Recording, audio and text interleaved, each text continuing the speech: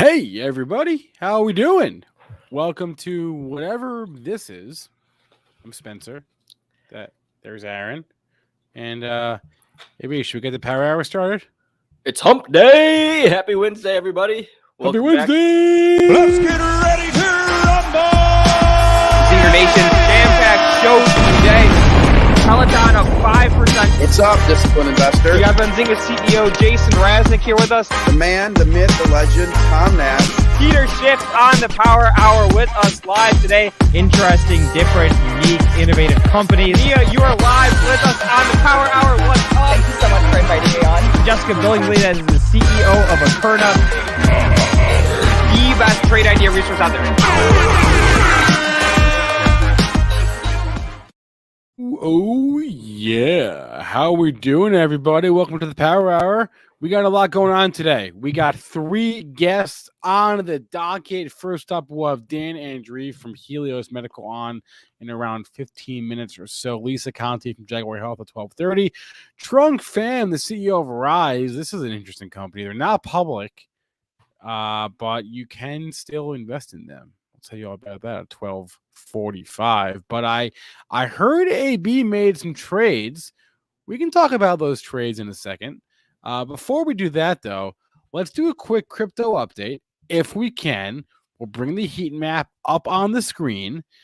And AB, I like lighter shades, right, of red. I don't like darker shades of red. I like lighter shades of red. It's better than being full red. So Bitcoin slightly in the red today, down 0.5% or so. Ethereum kind of the same story. Binance Coin, it seems like Binance Coin is having a good week here. Let's see if I can bring up here on CoinMarketCap. Binance Coin in the last week is last week is up more than Bitcoin, up more than ETH, up more than most of the largest cryptos. So go Binance Coin. Hey AB, I have some trivia for you. All right, ready. Some crypto trivia for you. What percentage do you think of all the Bitcoin mined in the world was mined in the U.S. in July? 18%. 18. No, higher. 29. Higher. 54. Nah, not quite that high. 35.4%. This is according to the University of Cambridge. They have a Bitcoin electricity consumption index. As you can see there on the map, China, a big, a fat block of gray because it's 0 because it's illegal. Get it? Got it? Good.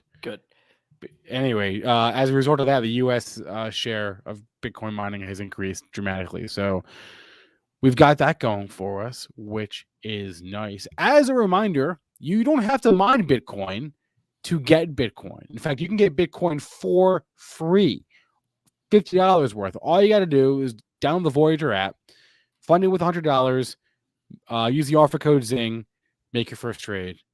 And upon doing all of that, you will get $50 in Bitcoin for free on the Voyager app. AB, when's the last time you made any crypto-related trades? For me, it's been when I bought Solana like a month or 2 ago. I actually sold some of my crypto probably about 2-3 weeks ago, maybe. It wasn't really out of any I want to sell this or anything. It was more like I have this money in this account and I kind of need some cash right now. So need some cash. Okay. Yeah, I sold some Cardano, sold some Ethereum, but right now Ethereum is actually my only crypto holding. I see Tokes and Trades in the chat talking about Sheeb. Every day with Sheeb. I don't know. She was up again today. That's all I know. But yeah, Spencer, let me go ahead and pull up my screen. I'll talk about a couple of the trades that I made today. So I know we talked about that I shouldn't be buying options. I should be selling them, but I did buy some more options. But luckily today they are working out. This is kind of my YOLO trade account. Not that big, as you can see, only about $2,000 in this Robinhood account. But the portfolio is up 17% today, Spencer. Actually, 1738. Shout out Fetty Wap. And now it's 1767. So This morning, I put these. I bought these $170 calls on Baba that expire next Friday, October 22nd. Oh, man. And Baba. So I bought them like probably right around here, 9:40 a.m. And now Baba has been ripping all day. So the contracts. So what was the thought process behind this? Well, so Alibaba has been, the stock has been showing, relative strength against the market over the past week or if you look at the past week, it's up 10%. Right. I know that. So And I'm asking why today. that's a good question, Spencer. So why today? We saw yesterday kind of actually it wasn't a great day for Baba's stock. So when I look at a long-term chart for this, which on Robinhood here you can't really, not the best for looking at charts. I see this continue to go higher to, this like $190 level. But Spencer, as we know, everything can't go straight up. So basically on any kind of like dips or days where the stock underperforms, I'm going to be looking to making trades like this because my thesis is that it will, then subsequently outperform the market the following day. So I'm probably going to bomb out of this one here this afternoon. I mean, the contracts are already up about 33%. Bomb out this afternoon. Yeah, I mean, there's no reason to hold on to it this afafternoon. No, you're up 17% in one day. Well, I'm up 33% on this trade. The other contract I bought yesterday afternoon was a Roblox call, and kind of something similar. Yesterday was a pretty strong day for Roblox, and it was showing some relative strength against the market. From a technical standpoint, it looked like we definitely were going to come up at least to this $75 level. But as you know, Spencer, I'm not a pure technical or a pure fundamental trader. I kind of just do a hybrid of everything. And so if something aligns, if the technicals look good to me and I like the company, like I do Roblox, and it showing me a good entry point, then I don't mind getting in on some of those option contracts. So these ones are actually up more than 100% from when I bought them yesterday. So nice little return on those Roblox calls. Take the money and run. Well, I did. I'm glad you said that because I did sell. So you can see yesterday I bought 5 contracts for $245. Today I sold 3 of them for $234. So I basically got my money back minus, $11. And I'm letting these other 2 contracts kind of run for, maybe a day or 2 longer just to see what they do. Nice job, man. I mean, you made 2 profitable trades in the last couple of days. Take the money and run. Good job. Good on you. Yeah, thank you. I mean, we've talked. I have a question. How long was it between when the idea first occurred to you and when you actually made the trade? Oh, not very long at all. I know, but are we talking like 10 minutes? Or are we talking like under a minute?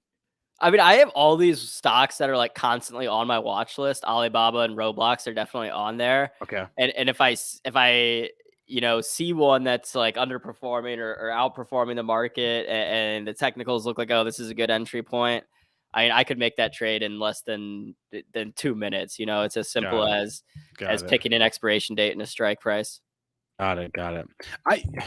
I always like chastise you for buying options, but like the truth is I really need to do. I could probably do well if I traded around some of my longer term positions via options. They just require you to babysit them a little bit, and I don't have the attention span during the day to do that. So I don't know, but nice job, man. Good for you. You're 2 for 2. Take the money and run. Thank you. Well, there was also this. That's QS. Yeah. QS. Well, I don't know if so let's see. These were up. I sold. I only bought 3 contracts, so it's a little harder to like sell some and keep some. But let's see. I bought them for $73, and they're $71 right now. So, but I did sell one for $95, so I made profit on that one. But I should have sold all of them, I guess. But yeah, Spencer. I mean, if you have a long-term position that is up 20% in a month or something. Maybe you want to buy a couple puts on that just in case it goes down and you're already holding it. I mean, I'd probably rather sell some calls to get paid or something. But yeah, you're right. I totally should. Hey, nice job with you. There's a couple of stocks I want to touch on real fast before we get let's do Dan it. Andreef on in a few minutes here. Let's pull up the chart. This has been Benzinga Pro. Where's my chart? There it is. Vimeo. I guess Vimeo here. I just had it in the news feed. They posted their September some monthly metrics from September this morning. And I guess their revenue growth of 33%, subscriber growth 14%, average revenue per user ARPU 16%. These are all year-over-year numbers. That's interesting because the subscriber growth number actually slowed. It looks like. So anyway, the stock, which I always forget Vimeo is public. Anyway, it's having its best day in a while. This has been pretty much straight down since it was an IPO or direct listing. I want to say it was an IPO. And pretty much straight down since that happened in June. So hey, I would probably sell this rip. I wouldn't buy it up here. I would sell this rip, but I thought this is notable because it's the best day I think that the stock maybe has ever had on a percentage basis. So all-time low yesterday. And today you're up 13%. So yeah, I mean, this is a company that I've used before. I don't know like the long-term thesis for it as a stock, so I'm not invested in it or anything like that. But yeah, it's one of those companies like you, Spencer, that I always forget is a publicly traded company. Yeah. What about Sleep Number, SNBR? Do you see this one today? Down 5%, and this chart looks downright scary to me because you just fell below whatever floor that was in the $90 area or whatever, the low 90s. You are firmly below that now. And it looks like we're gonna go green for the year, red for the year in this thing. We closed at 2020 at $80 or 80. What is that? 83. So, yeah, we'll call it 80, right? 80, 81. That's where we closed last year at. We're at 86 right now. This is looking downright scary. This is not an inflation hedge. Beds. Yeah, apparently. Spencer, I don't know if you remember a couple of weeks ago, I was actually getting, I had trouble getting a bed delivered, and it was from Sleep Number. No, I don't remember this. So I had an order out with Sleep Number to get a bed delivered, and first day comes around, it doesn't end up coming. I called that. This was the most annoying part is they didn't call me saying like, oh, we're gonna have to cancel this delivery. It's not gonna come today. I had to call them and like inquire. Then finally they're like, all right, yeah, it's we're not gonna be able to deliver the bed today, whatever. Huh. Did they say why? They said they were missing a part, and then the next part. Yeah, I don't know. And then the next, this is a mechanical bed. It wasn't like just the mattress. Like they were delivering. I guess it is a Sleep Number bed. I guess there is some parts to that. All right. Yeah, anyway. and then so I expressed my frustration naturally. We schedule a subsequent appointment, maybe for the next week.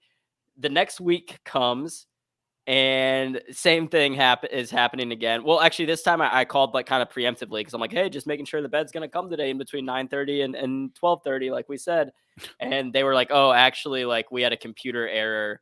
The bed is not gonna come today. So 2 times in a row, the bed isn't coming. Mind you, I'm sleeping on an air mattress. The company did offer me, they're like, yeah, if you want to go buy a temporary mattress, we'll, rebate you anything up to $400. So I was going to go out and buy like a $400 mattress from Walmart or something, get them to pay me for it and then return the mattress. But I never got around to doing so. And finally, on the 3rd time, they did deliver the bed. But at that time, I was like pissed off and I was looking at puts on Sleep Number, trying to short it. But the stock is just not very volatile or liquid. So there weren't a lot of good contract options. But now I'm wishing I did, because it sounds like if this was like a month ago and I would have made that trade, I might be looking pretty nice. Wait, and how long ago was that? This was like a month ago. Oh, man. All right. So it sounds like they're having some, just like everyone else, supply chain concerns for beds, apparently. Right. Having trouble sourcing components or maybe even just getting deliveries done. Wow, all right. I didn't know that. I didn't know any of that. I know. I know because there were mornings where like I wasn't in the office because I was. I would my always, bed's supposed to get delivered, and that was one of like the many running problems with my apartment. But that was one that isn't really on the apartment, more on Sleep Number. All right. Hey, our next guest is here, and I want to bring him on because he's got a couple of thoughts. He's got a couple of things he likes. Interesting. I think our next guest also has inflation. In addition to his own company, I think he's also got inflation on his mind here, based on some of the things he just dropped in our private chat. So let's get Dane Andreef on from Helios Medical. Bring him on right now. Dane, good afternoon. How are we doing today? I'm good, Spencer. How are you? I'm good. You must be thinking about inflation because you said you like gold, you like natural gas, you like uranium. Well, pretty much everything's going up in price. Right. Food, energy. But if you like the old school, gold, nat gas, uranium. I'm an old 25-year veteran of hedge funds. I used to run money for Julian Robertson, and these names are just starting to explode on the nat gas and uranium side. But the gold and silver really have been left back.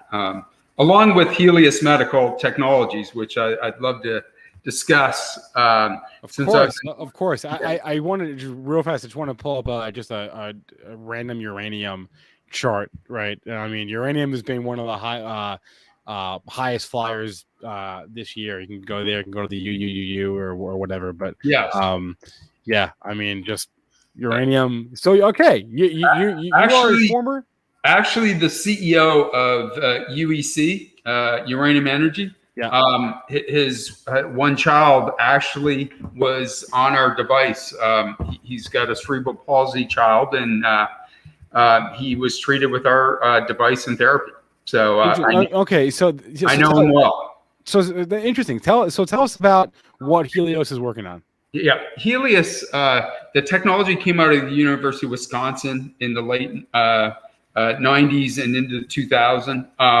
It treats basically a very common symptom across CNS, central nervous system diseases like MS, like stroke, like traumatic brain injury, cerebral palsy, Parkinson's, you name it. So basically what we're treating right across that spectrum of indications is balance and gait dysfunction.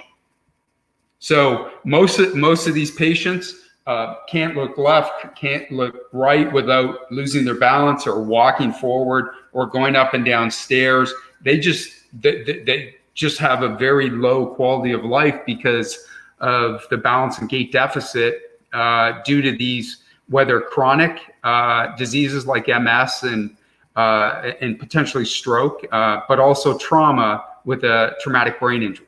And we are the only company in North America right now with a cleared therapy, our PONS device therapy, which I'll talk to, in traumatic brain injury.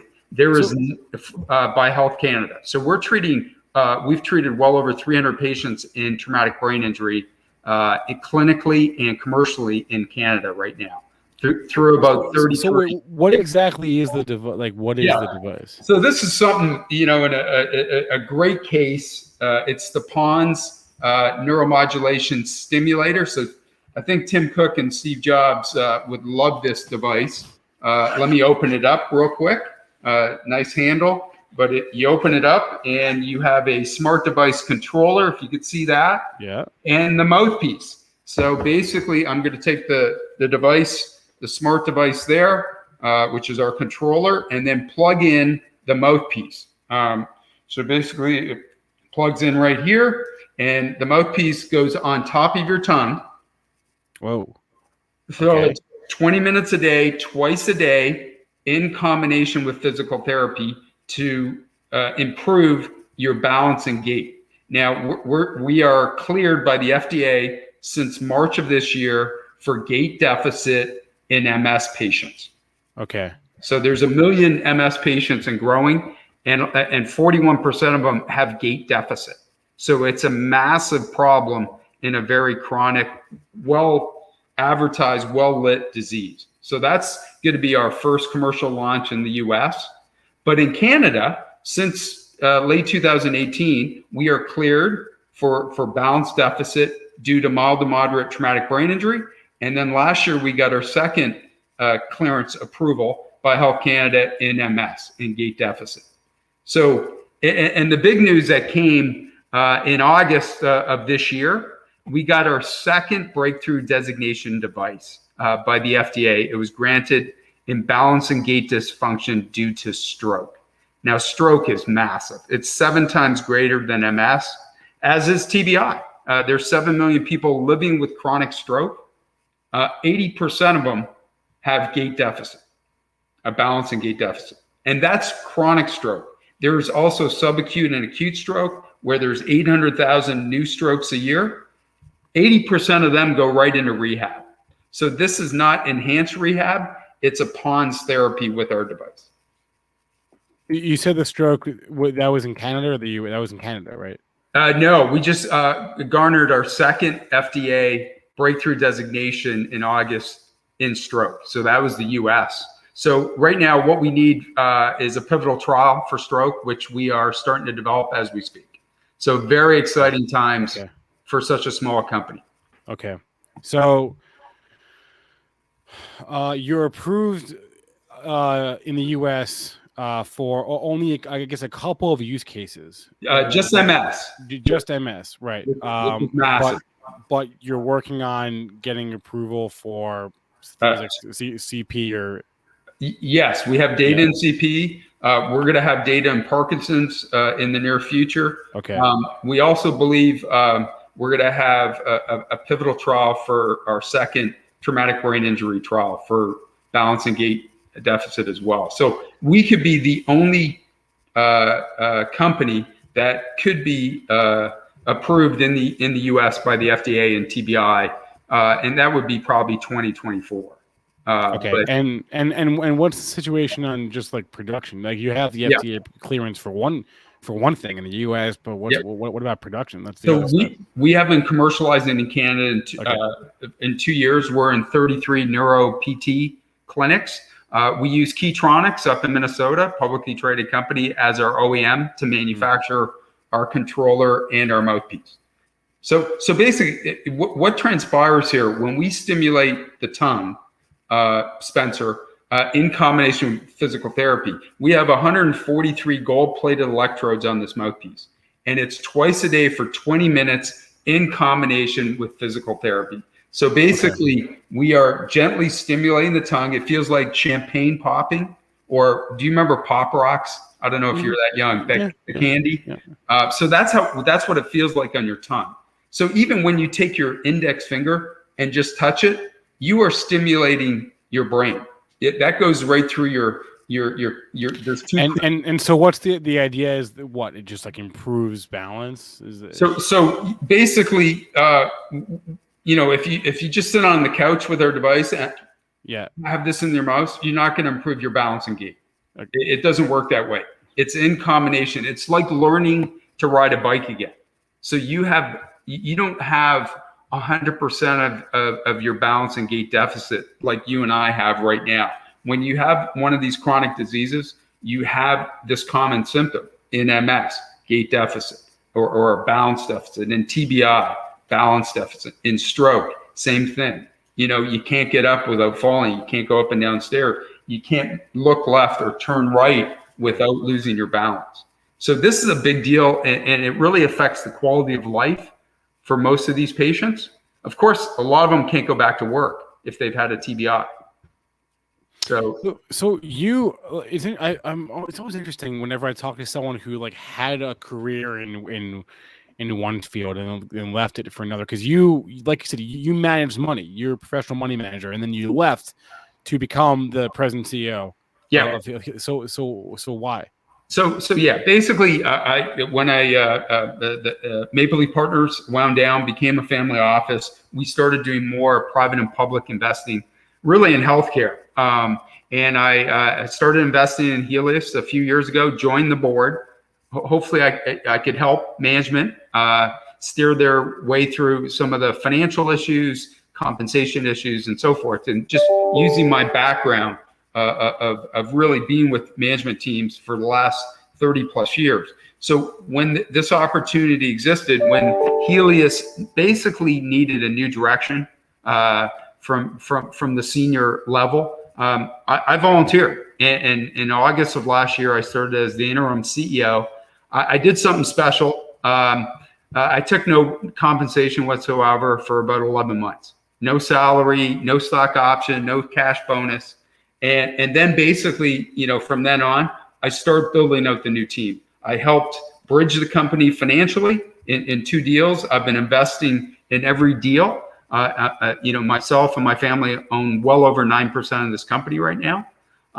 We just brought in a new CFO, Jeff Mathieson, from the board, as well as our new chief medical officer, who's a KOL MS expert neurologist as well. And then the head of sales and marketing came from LivaNova, which is the biggest neuromodulation company in North America right now. So, question from our chat before we wrap up here is the treatment? I presume it's a temporary improvement. You have to keep using it, right? So right now it's a 14-week treatment, twice a day for 20 minutes, in combination with physical therapy. Your first 2 weeks are in the neuro PT setting. The last 12 weeks, you do your exercises at home, and you come in once a week, and we download your data with your PT, and we look at your progress and improvement. So right now our data, is really for short term only, but we're looking to get longer term data as well. We have it already in traumatic brain injury. We did a washout. It was excellent data, and that garnered our first clearance by Health Canada and TBI. So. And then I guess what are the best you can provide, like a timeline on when you'll get the FDA clearance for everything that you want to get clearance for? Yeah, so it's all about expanding the label of this platform technology. So first and foremost is MS in the U.S. Right. We're looking to do a pivotal trial in stroke. We're looking at probably first quarter 2024 for FDA clearance in stroke. So and we're hopefully also get a parallel pathway TBI as well. So to do all this for the next 2 years is a massive lift, but it's a fantastic lift. The testimonies that we have coming from our clinicians, from our patients in Canada, the technology, the therapy, the PONS therapy works. It truly works, and it changes people's lives. Their quality of life improve. There's so many positive side effects to this therapy. I just can't make claims, but we just hear of the great stories. I wouldn't want you to make claims anyway. Yeah. That couldn't be backed up. All right. Yeah. Dan Andreef is the CEO of Helios Medical. Ticker chart up on the screen. Dan, thanks a lot for coming on today. Great. Thanks, Spencer. All right. Bye-bye. Hey, AB, where'd you go, my man? Come back to me. I'm right here, Spencer. You were just killing it on the interview, so I did not want to. No, I know what happened. You stepped away to go to the bathroom. Yeah. That's okay. Me. I got you. Anyway. Well, yeah, Spencer. So as you mentioned, we got a packed show today. 3 guests. That was our first one. Dane and Andreef. We've got another exciting biotech company coming up as well, Spencer. Lisa Conte, and I see her here backstage from Jaguar Health. Jaguar. Should we bring Lisa on? Let's do it, Spencer. I love saying Jaguar with a good, the British accent. I bet you that's how it's pronounced. We can ask her. Maybe we should. Let's get Lisa on. You want me to do? Oh, there she is. Okay. Lisa Conte, good afternoon. Good afternoon. I just heard the end of that conversation, and it sounded very similar to ours. Label expansion for an initial indication, not making claims outside your initial indication. Right. So tell us about what you're working on and what your initial indications are, and then we'll go from there. So what we're working on, we do all plant-based drug discovery, some plants that are used traditionally from the rainforest. And we did take our first product from a tree growing in the rainforest to a first-in-class FDA-approved drug called Mytesi. And it's a drug for gastrointestinal symptoms. It normalizes gut function. And it's initially approved in people living with HIV/AIDS and has multiple follow-on indications, one of which is in phase 3 clinical trials right now for cancer therapy-related diarrhea. which is the biggest side effect associated with cancer therapy and affects everything from dignity and quality of life all the way to outcome of the patient's cancer therapy, because the interruption with the gastrointestinal distress causes patients to take drug holidays or reduce their dose or even change their life-saving therapy. And then there's multiple other follow-on indications, IBS, IBD, we have a rare disease and short bowel syndrome. So it's a real pipeline within a product. What is the market size here? We're talking anybody with any sort of gastrointestinal problem? Eventually, as we get to all the different indications. So right now, our label, for example, is only in people living with HIV/AIDS. It's a chronic label, chronic administration. And then we're going for cancer. We'll need to do an additional clinical trial for irritable bowel syndrome, an additional clinical trial for Crohn's disease, inflammatory bowel disease. So one by one, we'll be able to get to all the patients in need around the world. How long do those trials take? Well, it depends. So the cancer trial we're about 9 months into it, and it'll be completed about 1 year from now. It's about 250 patients. What's very interesting, it's literally Mytesi. So it's the product in the same dose, the same formulation that we have in commercial use right now for HIV. So when we think about risk management, most new drug applications fail because of a safety issue or a manufacturing issue. We obviously already have the supply chain worked out, and we have a chronic indication. So for example, we have 2-year carcinogenicity. So it's a matter of conducting that pivotal trial, and risk reduction for us is spending a lot of time with the FDA to make sure we have discussion and agreement on that pivotal trial design, on enrollment criteria, endpoint definition, which will define where you're going to be able to make your claims and promote. So you don't finish the trial, have a successful trial, and the FDA says, great, if only you looked at one additional thing. So anyway, the bottom line is each additional indication is probably about a 2-year effort. So in this case, we're looking at like the next catalyst for Jaguar Health being like a year out from now. Well, not the next catalyst. That is a very big, important catalyst, because you asked about the size. So diarrhea is the number one side effect with cancer therapy, and there's nothing that's been tested and approved specifically in that indication. So what do we know about supportive care in cancer? Chemotherapy-induced nausea and vomiting. And that is a market that is expected to be, by third-party analysts, about a $3 billion next year. And you typically take those agents for like the first 3 days of a chemo cycle, whereas diarrhea with targeted therapies, these therapies that patients stay on chronically to stay in remission for years at a time, is occurring, every single day. So that's a huge indication in terms of the number of patients, the impact we can have on their life, and of course the revenue that results from that.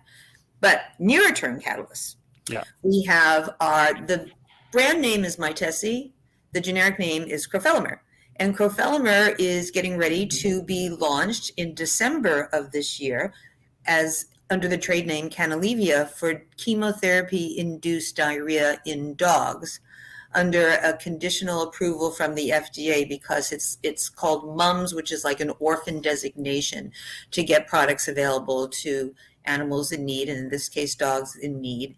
And dogs are remarkably predictive of the human situation.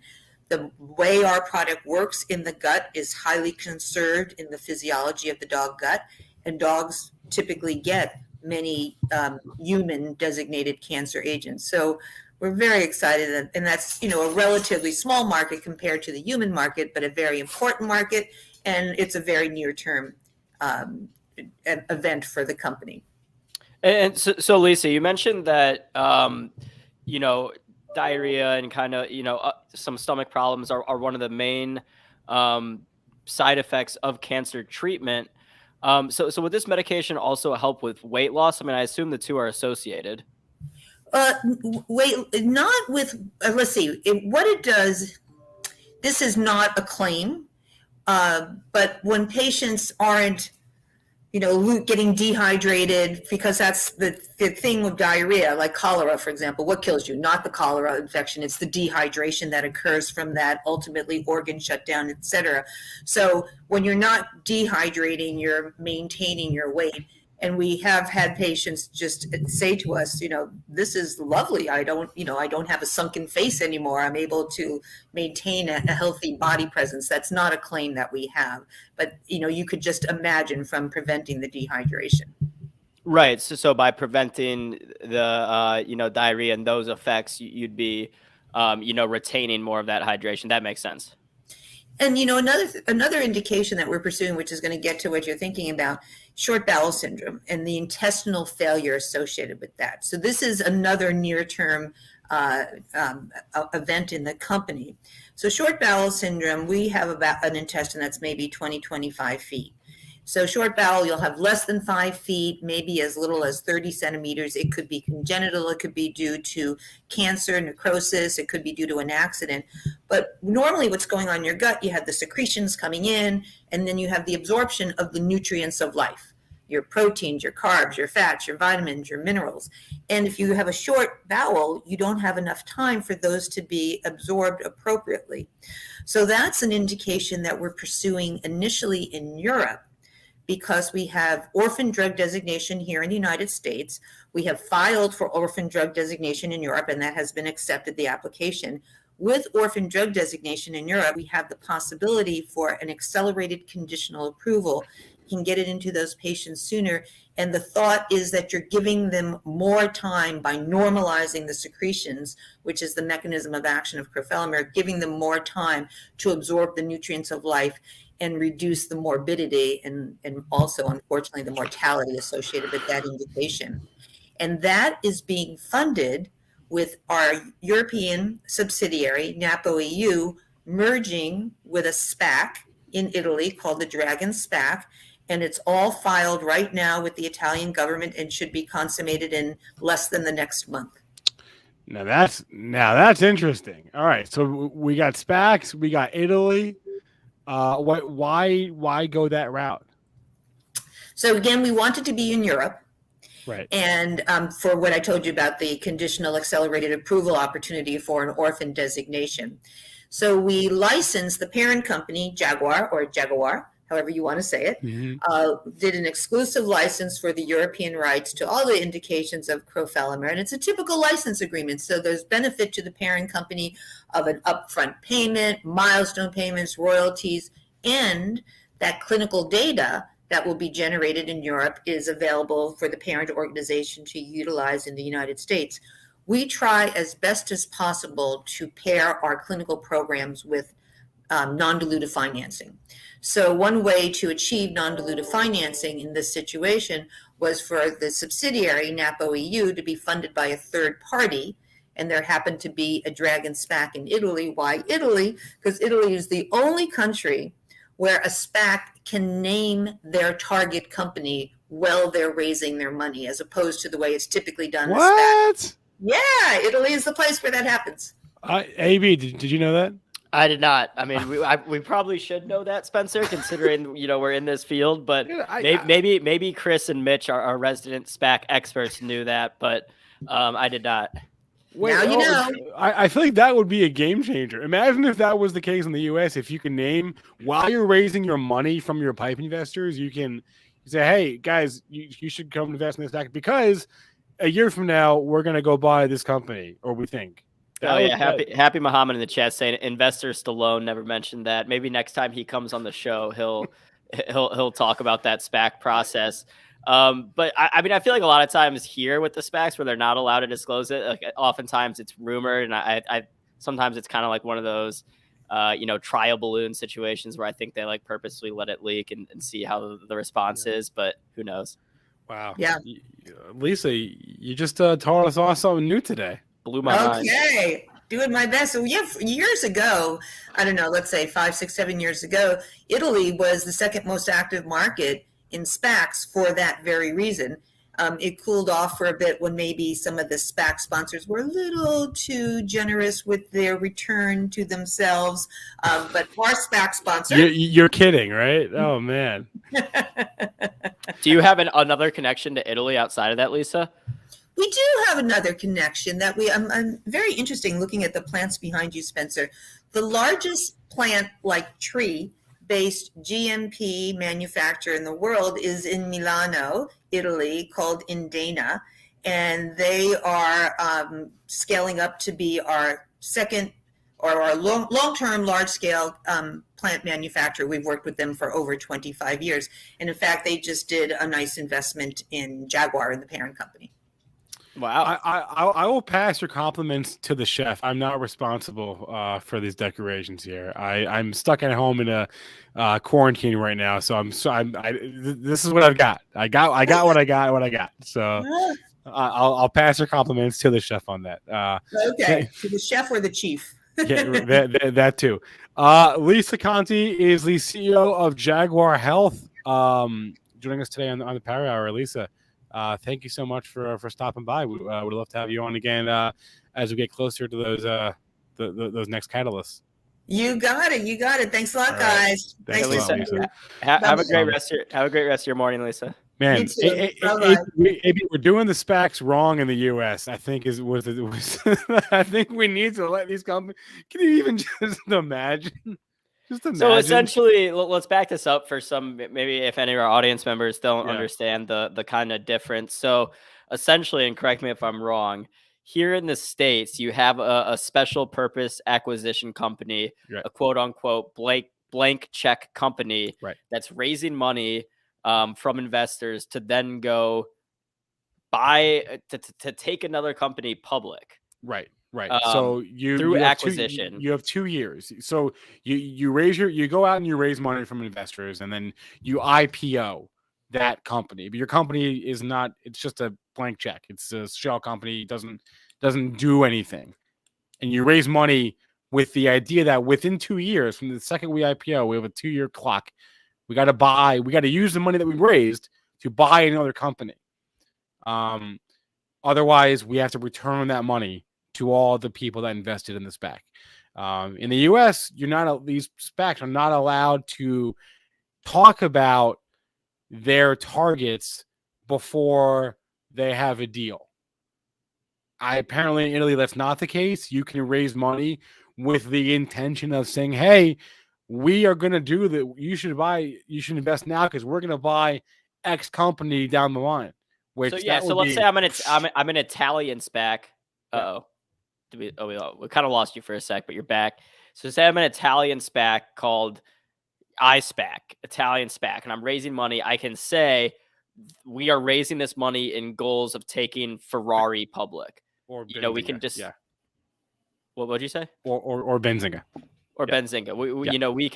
We can say our target now. Here, where if you say you look at I can't even think of like a one of the SPACs, like the actual SPAC company, like Northern Diamond Peak Holdings. There's Diamond Peak Holdings. You don't know. There are rumors, but you don't know for sure that Diamond Peak is targeting Clover Health or whoever it is. Yeah. Coupon Boy brings up a good point in the chat. US can say what sector they are targeting. Yes, that's a good point. They can. So a lot of times people will, infer like, oh, this company's raising money in the healthcare space. They're going to target Clover or whatever it is. But Andre, I know Ferrari's already public. I was just thinking of an Italian company off the top of my head. I don't know. Name another Italian company. I got one. Oh, wait, I think they got bought. I was going to say Nutella, but I think they got bought by who owns Nutella? I think. Does Mondelez? I forget. Somebody big owns Nutella. Anyway, IPOF Discord. See, I feel like there are some where it's like very like clear what the company is. What's the one that's going to take Apex public? It's like Northern something Apex Clearing SPAC. That closed yet? Or no, that didn't close. No, that didn't close yet. I guess. Yeah, let's search them. That's the best part of the pros. You can search for it. I think it's like NSTB or NTS. Northern Star Investment. Yeah. Apex FinTech. You're right. Yeah. So the only reason that's like out there in the public is because the deal's already been announced. Okay, here we go. Now we got We got the real SPAC expert in the chat, Chris Kache. Some SPACs have listed their target in the filing was a mobile game deal that happened this way. We got a lot of knowledge. Andre's correcting me. I knew Nutella was owned by someone. They're owned by Ferrero. Thank you, which was like a family business. Thank you, Andre. Andre must knows his confectionaries. Thank you, Andre. Thank you, Chris, for dropping. Yeah, okay. Thank you, Gucci, another Italian company. There, name all the Italian companies. Anyway, Chris Kache. Today we learned that SPACs can name the targets ahead of time as they're raising money in Italy, and we thought that was fun. So, yeah, I mean that we all learned something today. So, not very often we do back-to-back biotech interviews on the show. Probably not something we'll do a lot of.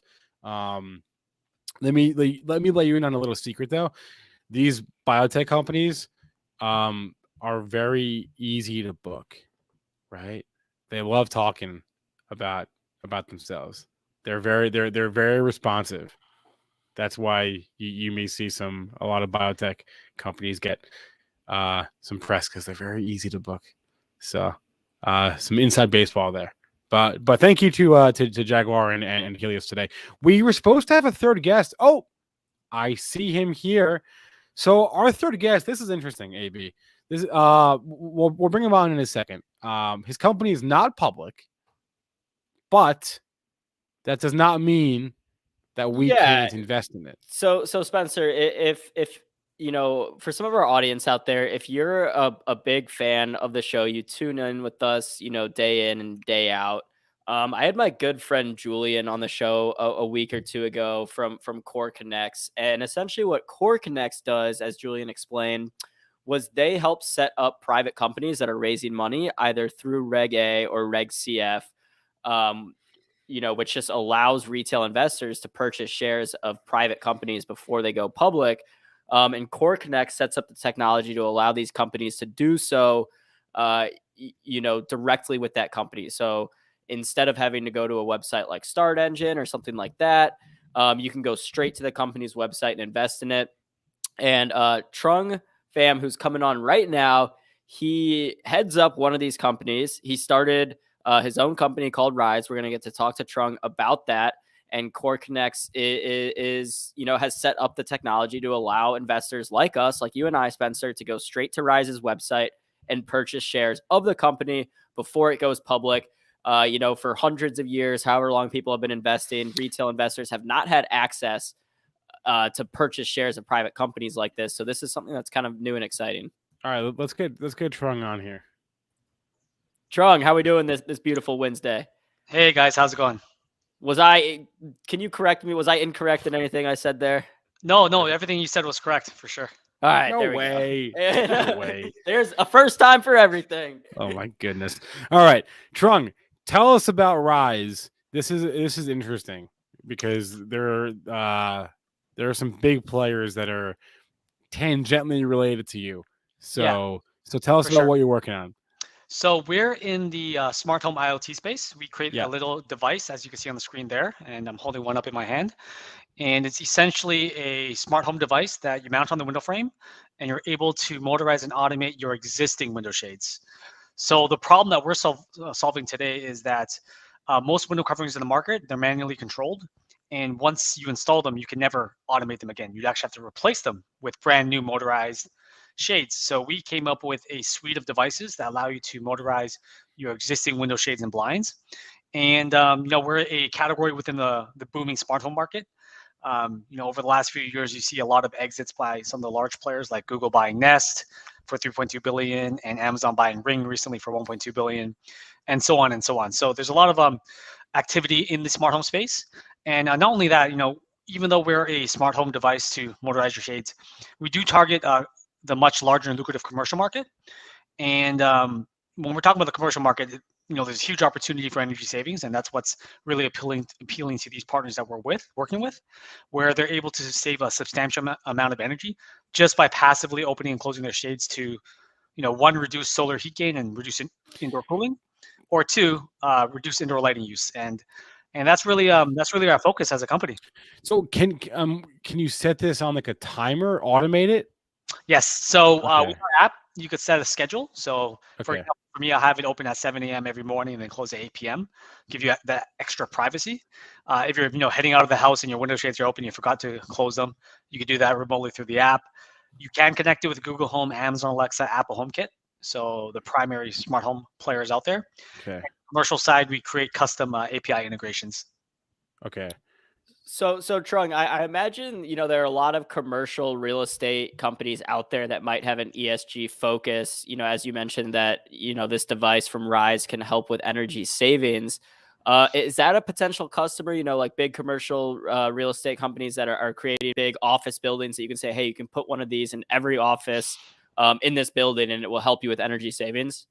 Yeah, definitely. So we actually received a $4 million Canadian clean tech grant to develop our second gen built on the requirements that the commercial partners required. So we're working with a few large commercial players, hotels, office spaces and whatnot. And, they actually had very simple use cases they wanted. They wanted us to lower the shades during evenings and weekends. Why? Because especially during the weekends, they usually don't have tenants in the office. And what happens is that if the window shades are open, all that sunlight during the summer is coming in and the HVAC system is cooling an empty room. So it's just wasted energy. So just by lowering the shades during these times, they block out that solar heat gain and reduce that indoor cooling requirements. And they could save a substantial amount of energy, up to 24% in cooling and 74% in lighting use. So obviously, Trung, you are targeted. This is a smart home appliance. I guess that's the right word here. You have seen what happened. You mentioned already. You saw what happened to Google Nest or Nest. You saw what happened to Ring with Amazon. Is that like a logical endpoint here for you? Definitely. So when we think about the type of company we want to become and where we'll end up, I think the most ideal exit would be an acquisition by a larger player. I'm not going to say it's going to happen. Obviously, I can't predict the future there, but we are positioning ourselves to be an attractive exit, attractive acquire, and an attractive target. And just like Ring, they have the potential to go IPO, and I believe we have that potential too. But I think at the end of the day, we are going to be one of those companies that another big player just comes up and acquires. What can you say about your sales and revenue right now? So to date, we've generated over 4.5 million in sales, and that's all audited. Today, it's probably closer to 5.5 unaudited. So how many devices is that? Like what does one retail for? It retails for 149, so it's Okay. well over 35,000 devices to date sold. Okay. We just began shipping our second gen, and we are launching. So this product works with anything with a beaded chain or a cord loop, so your traditional window shades and blinds. Yeah. But we are creating a device for drapes and curtains. A lot of the hotel parties that we're speaking with all have drapes and curtains for blackout purposes and whatnot, and that's a retrofit smart drape solution. And we'll be doing a formal launch hopefully before the end of the year. Okay. Trung, does RYSE have any patents on this technology that would kind of prevent, say, a Google Home or Amazon to go out and developing their own automated blind system? So it's funny when you speak about Amazon. We invented this concept. So we have 4 fully issued patents and a number of more patents pending. And, when you create a physical product like this, a hardware product, you're going to get copycats coming out of China, left, right, and center. But because of our patents, we actually have an Amazon court judgment victory. And what that allows us to do is at any time a copycat pops up on Amazon, we file on Amazon and they kick the seller off. And many times I get these long letters from the seller apologizing and whatnot for infringing on the patents. But our patents are that strong. So anytime you might see a copycat, they might be there up for 1 or 2 days, and then they automatically get removed because of our patents. Proton says you should merge with a solar company. I'm sorry? So Proton from our chat says you should merge with a solar company to have shades that provide solar power. I've seen other solutions like that. We're not focused on that yet. We're focused more on the IoT connected devices space. The whole idea of solar and generating energy, that's beyond our means today. How long has it taken to bring this product to market? How long has it been in development for? Well, our first gen, we began R&D during 2015. It took us about 2.5 years before we actually got to market. That includes, prototyping, going through production for the first run, testing, all that kind of stuff. The second gen took maybe only a year to develop, so we've improved the whole product development lifecycle for us. So Trung, backing up to kind of when you first had this idea and started the company, I'm sure you had critics that were saying like, yeah, this is a good idea, but you can't make a whole company out of this. What did they get wrong or see wrong that you kind of saw differently at the time? Well, I have a finance background, so I actually did a whole analysis on the industry. And you have large players like Somfy, they're publicly traded, $5 billion market cap. They focus on motorized shades. They're the leading player in the marketplace today, and they only target the 10% because their solutions must be purchased with the actual window shade. We're targeting the other 90% of real estate asset classes that already have window shades installed and may not want to replace them, may want a retrofit solution. So you can imagine how big the opportunity is on the retrofit side. And not only that, solutions by Somfy, Lutron on the ground, some of these other larger players, they're $500, $1,000 per window. Ours is a $150 product, so it's a much more affordable price point. Wow. The real estate developers and landlords are attracted to it because they think about payback period. They think about, well, I'm not going to install these Lutrons because they're going to cost me, $100,000 for 100 windows versus yours, but that might cost $15,000. So the payback period is much more attractive. They could earn their money back from savings in under 3 years. So it's definitely a bigger market. And to allude to Ring, Ring was a great success story. They sold video doorbell systems. They were in a highly competitive market. They're in the security camera market, but they dominated the video doorbell. And what was interesting was that Ring only sold to single family homes. They were a residential smart home player. They couldn't sell to multifamily. They couldn't sell to commercial. They can't sell to hotels because they're a security system for residential. We don't distinguish and discriminate between the asset classes. We could sell to any asset class: single family homes, multifamily, hotels, commercial office, senior housing. Is this like, as far as the distribution, is this like a direct to consumer thing, or are you in like Home Depot, or are you going direct to the manufacturers? I mean, so historically to date, we've generated all our sales online, so direct to consumer online.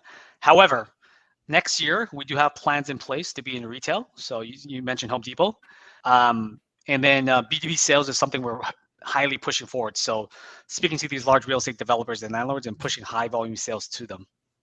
Trung, do you have any idea down the road kind of what that makeup will be like, kind of percentage wise, of what percent of the revenue is coming from direct to consumer sales or single home family versus, the more commercial real estate like we talked about?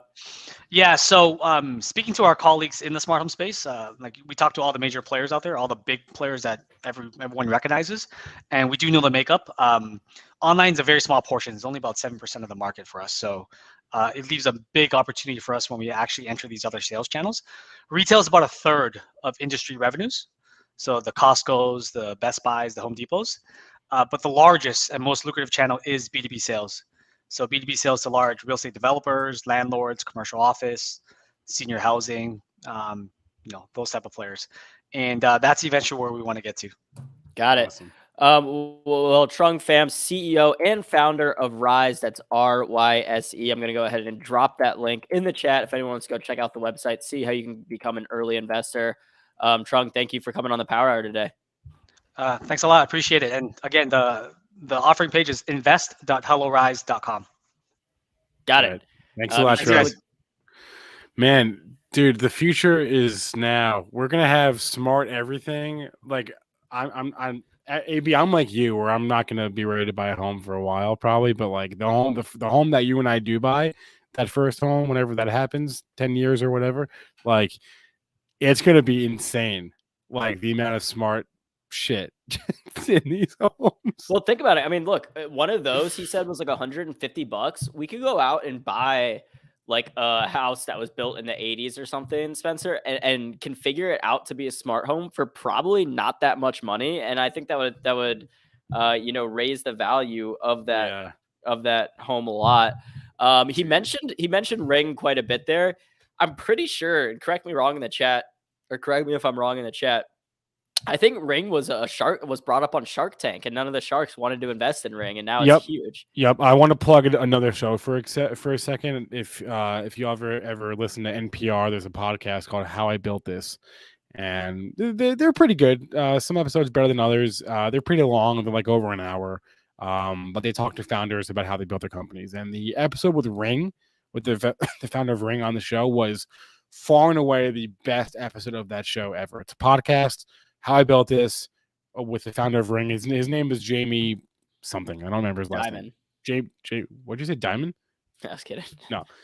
Here, I'll look it up. Ring founder. It's Jamie Siminoff, I think is his name. Anyway, that episode was like amazing. If you want to listen to like someone who really like struggled to build this company, we like you said, went on Shark Tank, didn't get a deal.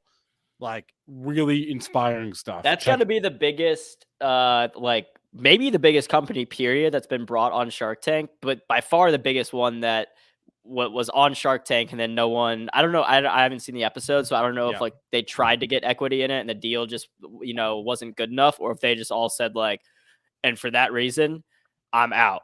And they just missed out on that. We've come a long way. When I was growing up, the smart home devices was clap on, right? Clap off. That's what it was when I was growing up, and even before that, we've come a long way. You can automate your blinds and then some. Okay, hey, it's 1 o'clock. No get technical today because Neil is in New York, where you should be tomorrow and Friday for our Benzinga Cannabis Capital Conference, our first in-person event since before COVID started. So bzcannabis.com to learn more about that. Neil will be back next week for his show. We do miss him dearly. But so what we got right now is a replay of the roadmap from from yesterday. Then at 2 o'clock, we've got Moon or Bust. I'll be back on at 3:15, 3:20ish for At the Close with Joel L. Conant. And that's what we got. Hit that like button, please.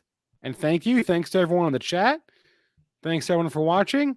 No Power Hour rest of the week because we've got, as mentioned, our Cannabis Conference that we'll be streaming as well for the next 2 days, starting tonight, actually. But AB, good job. Thank you, Cameron. Thank you, Manny, Shelly, Chris, Proton Happy, everyone in the chat. Santo, appreciate you. AB, appreciate you. Go do whatever it is you do over there. And keep tabs on the office for me while I'm not there. Over and out ski, as David Green would say. That's true. He does say that.